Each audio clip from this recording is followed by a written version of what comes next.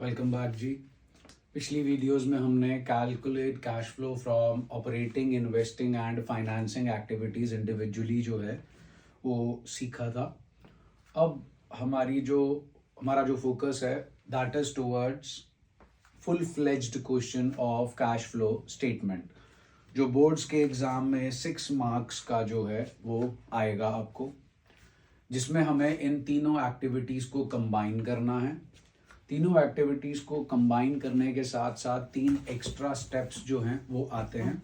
इन totality आपका जो cash flow statement का क्वेश्चन है that is made up of 6 steps.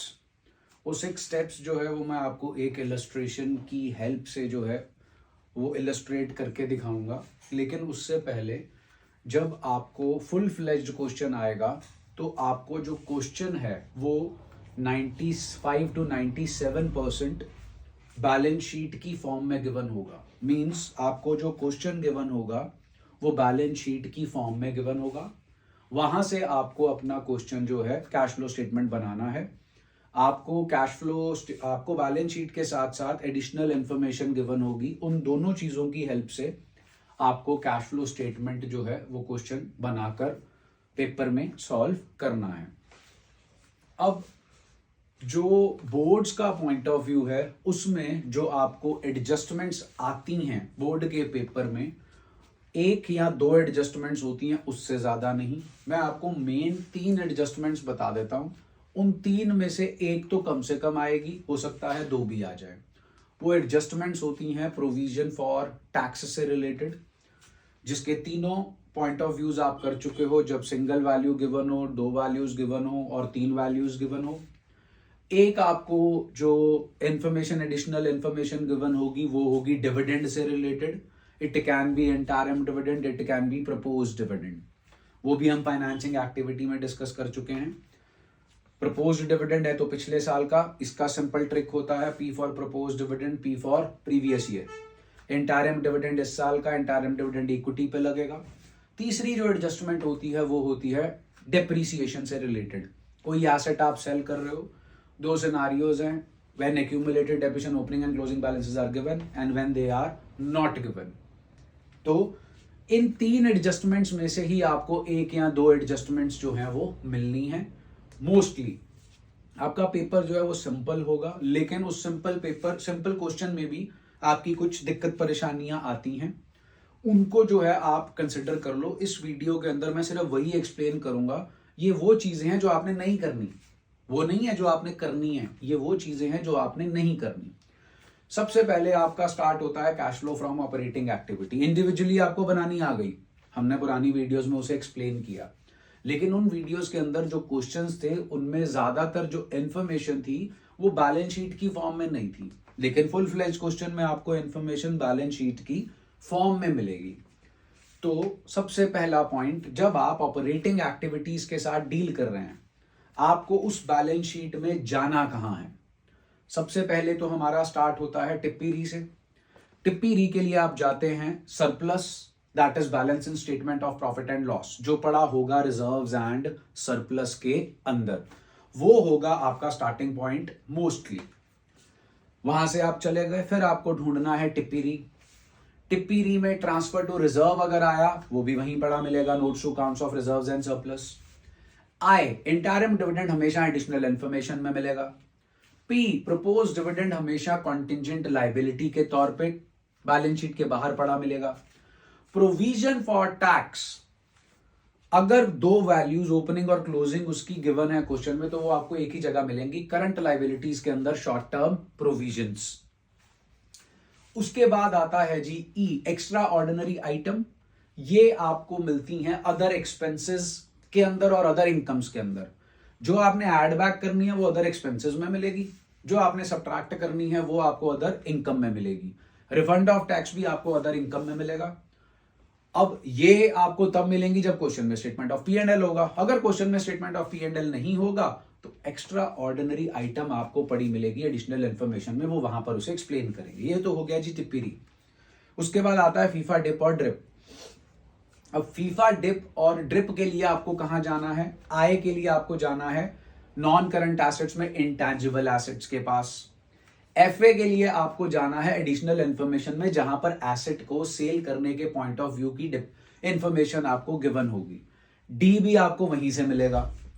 आय आपको मिलता है बोरोइंग्स से। बोरोइंग्स आपको दो जगह पड़ी मिल सकती हैं, long term borrowings and short term borrowings. Borrowings के साथ अगर रेट ऑफ इंटरेस्ट गिवन होगा आपको क्वेश्चन में, तो वहां से आपको वो हो सकता है खुद कैलकुलेट करना पड़े, हो सकता है वो एडिशनल इंफॉर्मेशन में आपको निकाल के दे दे, ज्यादा चांसेस होते हैं आपको खुद कैलकुलेट करना पड़े।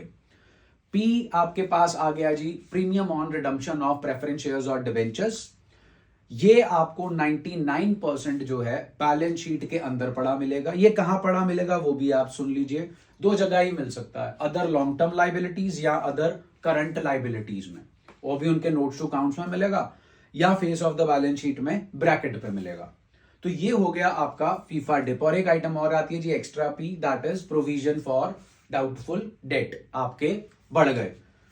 तो ये प्रोविजन फॉर डाउटफुल डेट कहां मिलेगा आपको? मिलना चाहिए ये आपको हमेशा करंट एसेट्स के अंदर ट्रेड रिसीवेबल्स के नोट्स टू अकाउंट्स में, जहां पर ये शो होगा डेटर्स में से सब्ट्रैक्शन के तौर पे। तो ये फीफा डिप हो गया जी। ड्रिप आपको मिलेगा एडिशनल इंफॉर्मेशन में, अगर statement of P and L question में नहीं है। अगर statement of P and L question के अंदर है तो आपको ड्रिप का समान dividend received, rent received, interest received and profit on sale of fixed assets and investments other than those included in cash and cash equivalent other income के notes to accounts में मिलेगा। अगर statement of P and L नहीं है, dividend received, rent received, interest received जो है वो आपको मिलेगा एडिशनल इंफॉर्मेशन में। प्रॉफिट के बारे में भी इंफो आपको वहीं से मिलेगी। अब आते हैं आगे working capital changes. Working capital changes ही सबसे इंपॉर्टेंट है, जहां पर ज्यादातर मिस्टेक्स होती हैं।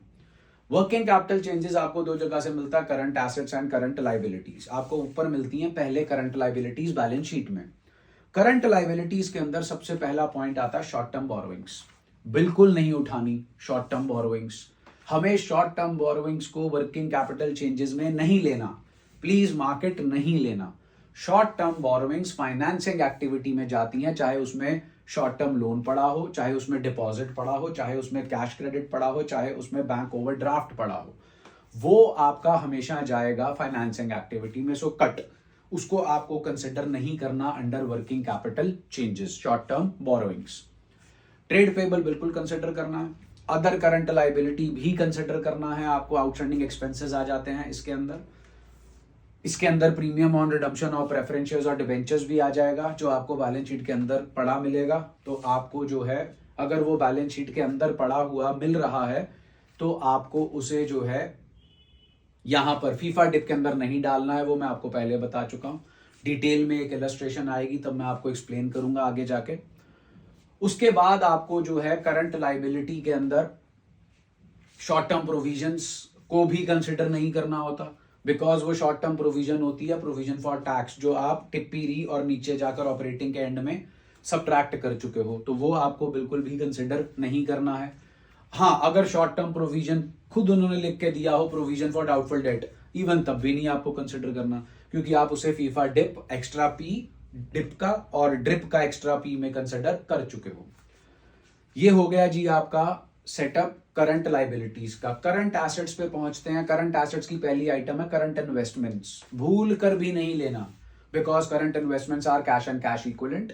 वो आपके स्टेप नंबर 5 और स्टेप नंबर 6 का पार्ट है full fledged question of cash flow statement के अंदर। करंट इन्वेस्टमेंट्स के बाद आता है इन्वेंट्रीज, आप बिल्कुल कंसिडर करेंगे। ट्रेड रिसीवेबल्स बिल्कुल कंसिडर करेंगे। कैश एंड कैश इक्विवेलेंट बिल्कुल कंसिडर करेंगे। Short term loans and advances भी कंसिडर नहीं करते, because short term loans and advances जो है वो पार्ट है इन्वेस्टिंग एक्टिविटी का। जब हम किसी को लोन दे रहे हैं, एडवांस कर रहे हैं, पैसा उधार दे रहे हैं शॉर्ट टर्म लोन के लिए, तो उसे भी आपको वर्किंग कैपिटल चेंजेस में कंसिडर नहीं करना। लास्ट में आ जाता है जी other current assets, prepaid expenses, accrued income, advance tax. इसे आप जो है वो कंसिडर करेंगे। एडवांस टैक्स कंसिडर नहीं होता। पुराने सालों में बोर्ड के पेपर में एक बार क्वेश्चन आया था advance tax paid additional information. Simple सा ट्रिक था, अगर एक आइटम आपको गिवन है टैक्स की, वही ऊपर जाएगी वही नीचे, तो उसको आपको उस तरीके से कंसिडर करना है। ये हो गया आपका काम कि आपको बैलेंस शीट में कहां कहां जाना है for the purpose of calculation of cash flow from operating activities.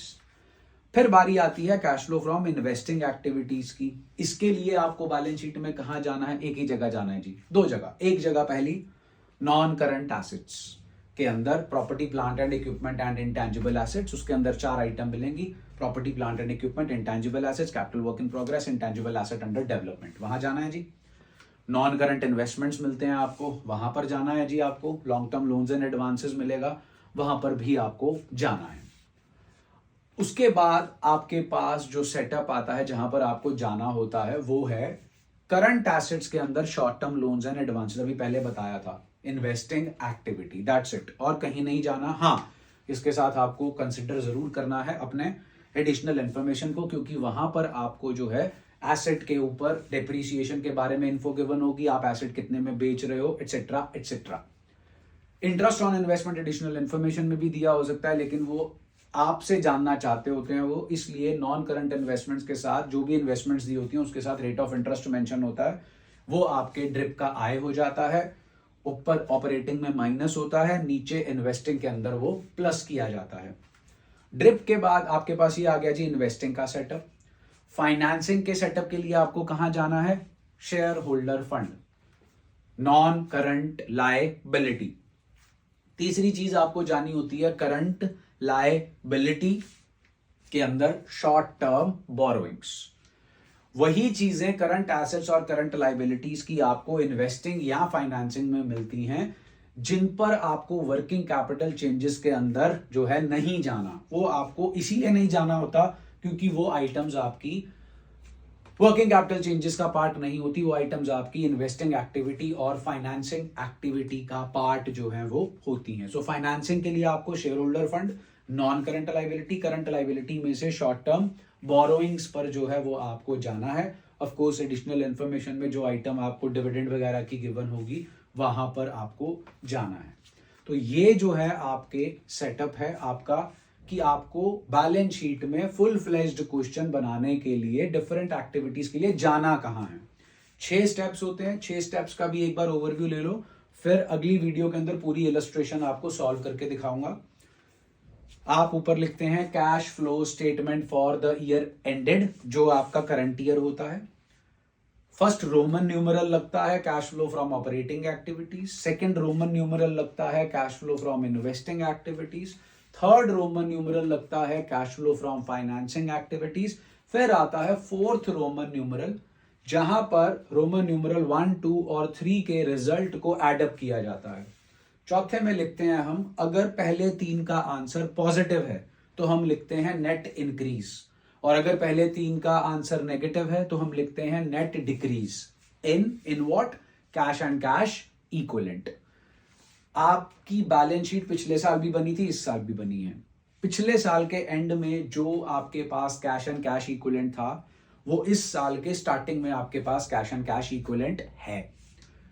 Suppose 50,000, we have cash and cash equivalent as 50,000 rupees in the beginning of the year.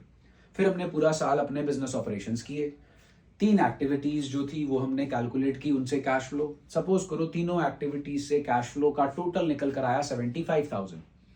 साल के पहले दिन हमारे पास कैश था 50,000, पूरे साल का रिजल्ट 3 एक्टिविटीज के टोटल का आंसर है 75,000। 50 प्लस 75,000 गिव्स अस 1,25,000। तो हमारे पास साल के एंड में 1,25,000 रुपीज होने चाहिए। कैसे पता चलेगा है कि नहीं? Cash and cash equivalent at the end को कैलकुलेट कीजिए, वो अगर 1,25,000 आ गया, इट मींस हमारे पास जो closing cash and cash equivalent है वो इक्वल है किसके? Opening cash and cash equivalent plus net increase और decrease in cash and cash equivalent. तो अगर हमारी बैलेंस शीट मैच हो जाती है तो हमें लगता है हमारा क्वेश्चन करेक्ट है। उसी तरीके से अगर हमारा फोर्थ रोमन न्यूमरल में जो हमारे पास अमाउंट आई है उसको हम फिफ्थ रोमन न्यूमरल होता है add opening cash and cash equivalent.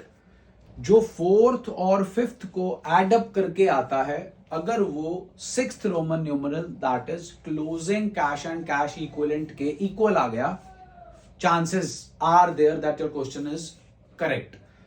वैसे पूरे चांसेस होने चाहिए, लेकिन जैसे आपको पता होगा अगर हमारी बैलेंस शीट भी मैच कर जाती है कई बार तब भी उसमें गलती होती है। सिमिलरली यहाँ पर भी हो सकता है कि आपका 5th और 6th पॉइंट का टोटल आपस में मैच कर जाए, बट स्टिल आप कोई एक आधी एरर कर चुके हो। जैसे मैं आपको एरर का एग्जांपल दे दूं, इंटरेस्ट ऑन डिवेंचर्स आप क्वेश्चन में मिस कर गए, तो फीफा डिप के आय में आपने इंटरेस्ट ऑन डिवेंचर्स नहीं लिखा, आपके ऑपरेटिंग एक्टिविटी में उसका फर्क आ गया, और आपने फाइनेंसिंग एक्टिविटी के अंदर उसे एज एन आउटफ्लो नहीं दिखाया। ऊपर आपने सेम अमाउंट प्लस नहीं की, नीचे आपने सेम अमाउंट माइनस नहीं की, आपके 5th और 6th पॉइंट का टोटल मैच कर जाएगा, बट आपका 1 मार्क कट जाएगा। आधा नंबर ऊपर इंटरेस्ट ऑन डिवेंचर फीफा डिप में और आधा नंबर नीचे फाइनेंसिंग एक्टिविटी के अंदर। तो आपका 5th और 6th पॉइंट मैच तो कर गया, लेकिन पूरे नंबर नहीं मिलेंगे क्योंकि आपने एक आइटम ऊपर और नीचे दोनों जगह पर मिस कर दी। तो ये है जी आपका ओवरव्यू। जब आपने क्वेश्चन फुल फ्लेज्ड करने बैठना है उससे पहले अगर आप इस वीडियो को देख लेंगे, रिवीजन करते वक्त भी देख लेंगे, तो सारे पॉइंट्स आपको ये क्लियर हो जाएंगे कि फुल फ्लेज्ड क्वेश्चन में हर एक एक्टिविटी के लिए हमें जाना कहां पर है। वीडियो आपको यूजफुल लगती है जी तो उसे लाइक करें, शेयर करें और चैनल को सब्सक्राइब करें। Stay healthy and safe, all the best.